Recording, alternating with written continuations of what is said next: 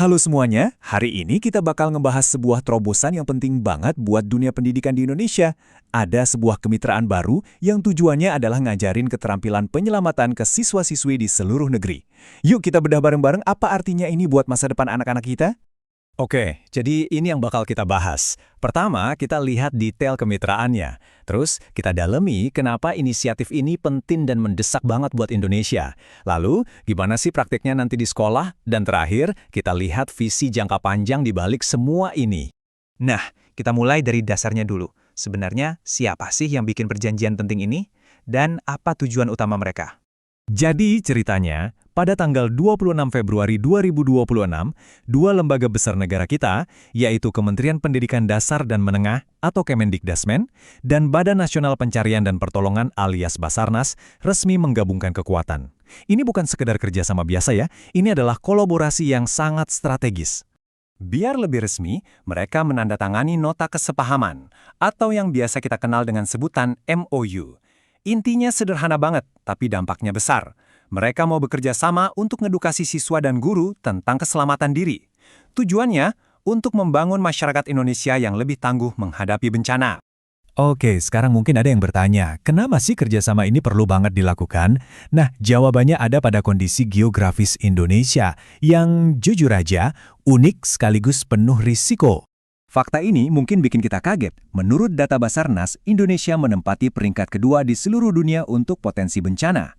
Wow, ini bukan cuma angka di atas kertas, tapi sebuah kenyataan yang harus kita hadapi setiap hari. Kepala Basarnas sendiri loh yang menegaskan soal resiko ini. Beliau bahkan menyebut tentang ancaman jangka panjang seperti gempa raksasa atau megatrust. Ini menunjukkan kalau pemerintah memandang kesiapsiagaan ini sebagai hal yang super serius. Dan ini nih, poin yang sangat menarik.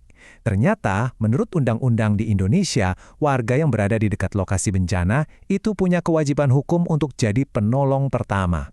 Artinya, punya skill penyelamatan itu bukan lagi pilihan, tapi bisa dibilang sebuah keharusan bagi kita semua. Oke, kita udah tahu apa dan kenapanya. Sekarang pertanyaannya, gimana caranya perjanjian ini bakal diwujudkan secara nyata di sekolah-sekolah? Rencananya itu jelas banget, ada 4 langkah utama. Jadi tujuannya adalah menanamkan skill keselamatan dan penyelamatan ini sedini mungkin ke dalam pengalaman belajar siswa. Pak Menteri Pendidikan, Abdul Mukti, ngasih usulan yang sangat konkret dan praktis, menjadikan SAR atau Search and Rescue sebagai salah satu pilihan kegiatan ekstrakurikuler resmi di sekolah. Ini langkah yang sangat masuk akal untuk memulai semuanya. Kerennya lagi, keterampilan SAR ini juga akan diintegrasikan ke dalam kegiatan pramuka, yang kita tahu kan sifatnya wajib. Bahkan nih, buat anak-anak PAUD, konsep keselamatan ini bakal dikenalkan lewat alat permainan edukatif. Jadi semua anak, dari yang paling kecil, bakal paham dasar-dasar cara menyelamatkan diri.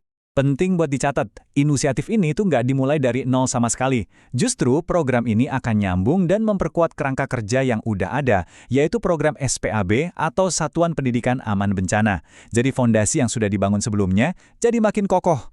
Nah, sebagai penutup, mari kita lihat visi jangka panjang yang sangat menginspirasi di balik semua ini. Ini bukan cuma soal ngajarin skill, tapi ada mimpi besar untuk generasi muda Indonesia. Tujuan akhirnya itu mulia banget, bukan cuma soal mengajarkan keselamatan, tapi juga untuk memupuk rasa kepedulian dan semangat menolong. Harapannya, dari sini akan lahir generasi relawan masa depan yang punya skill dan siap membantu sesama. Para penggagas program ini ngebayangin sebuah masa depan di mana lulusan program ini bisa menjadi tim relawan yang tangguh dan bisa diandalkan oleh Basarnas, siap membantu komunitas mereka kapanpun dibutuhkan. Nah, ini semua meninggalkan kita dengan sebuah pemikiran yang sangat kuat kan? Coba kita bayangkan, akan seperti apa masa depan Indonesia kalau jutaan warganya punya keterampilan dasar untuk menyelamatkan nyawa orang lain? Ini adalah sebuah perubahan besar yang dimulai dari hal-hal kecil di ruang kelas.